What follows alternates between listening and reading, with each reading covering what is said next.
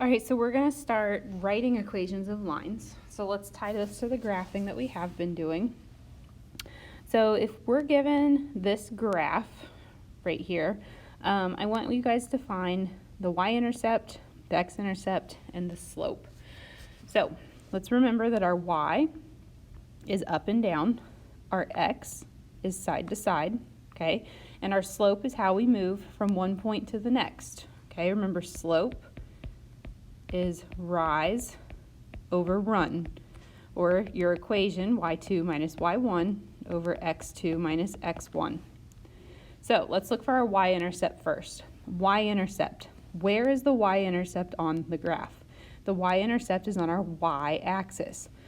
So I'm going to look at this y-axis and I'm going to see where the line crosses, which I see a point right here. So what is that point? Remember, we're writing it as an xy point. So it looks like y equals 3, but let's write it as an xy point. My x, I didn't go left or right at all, so my x value would be 0. My y value was up 1, 2, 3, so it's a positive 3. So that's my y-intercept. Okay, same thing for the x-intercept. Remember, the x-intercept is on the x-axis, so now I'm going to look at this axis right here, and I see that the line crosses at this point right here. So what's that point? Okay, go ahead and pause the video and you try that one. All right, so what'd you get? Okay, my x value is how far we go left and right. So I went right 1, 2, 3, so that's a positive 3. My y value is how much we go up and down, which I didn't go up or down, so it would be 0. So there's your x-intercept. Now the slope. Remember, slope is rise over run. We have two lovely points on the graph, so I want you to pause the video and go ahead and find the slope. All right, so if I'm counting my rise, we go down 1, 2, 3. So we went down 3, and I go over 1, 2, 3. So rise over run. And then we simplify it. -3 divided by 3, that simplifies nicely to a -1. So there's your slope. All right, so now let's try to write equations. So we have slope-intercept form, which we've talked about, and that's the only one that we're going to talk about in this video. So we have y equals mx plus b. That was the form that we've been talking about. That's how we were graphing. We either graph from that or standard form. Remember, your m is your slope, your b is your y-intercept. So the first thing we're going to do is we're going to come from a graph. So with slope-intercept form, you need two things. You have to have your slope, and you have to have your y-intercept. So let's find those.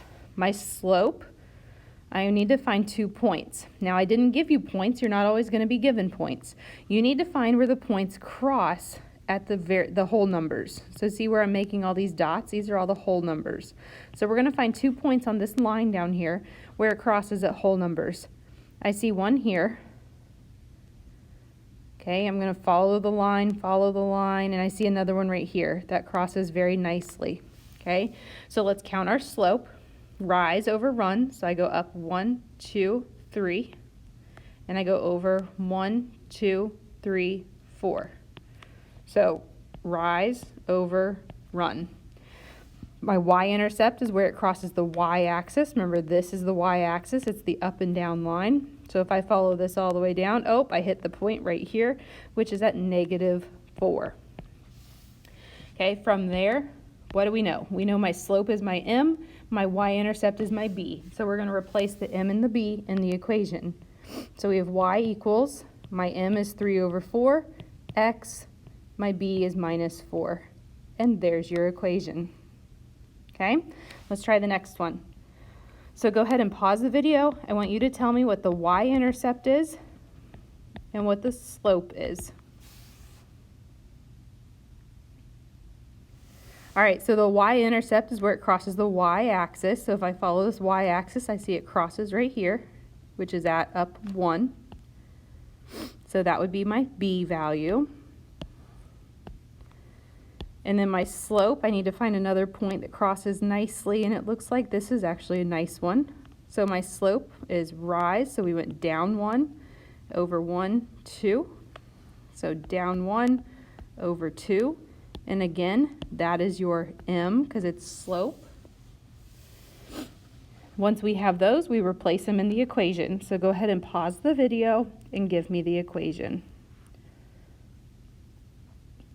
Okay, so when you replace them, we have y equals, my m is -1/2. Bring your x over, and your b is +1. You should always have a y and an x in the equation unless it's a perfectly straight up and down line or a perfect side to side line. All right, 2 more. So sometimes you won't be given a graph, you'll be given the information. So number 6 is a little bit different. My slope is still m, so it gives me my m, and it goes through the point 0, -9. But what do you notice about 0, -9? If I sketch that on a graph, I don't go left or right at all. I go down 1, 2, 3, 4, 5, 6, 7, 8, 9. So anytime that x value is 0, this is actually your y-intercept.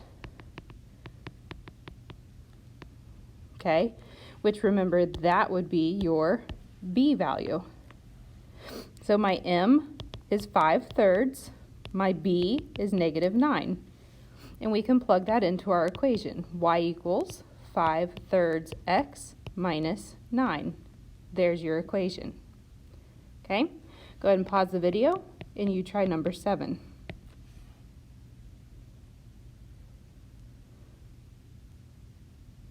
All right, let's see what we got. So the y-intercept, I'm going to label that as my b. The slope, I'm going to label as my m. And we're going to replace those in the equation y equals mx plus b. So y equals, my m is -2/3 x, and my y-intercept is +5. Okay, and that is writing equations given a slope and a y.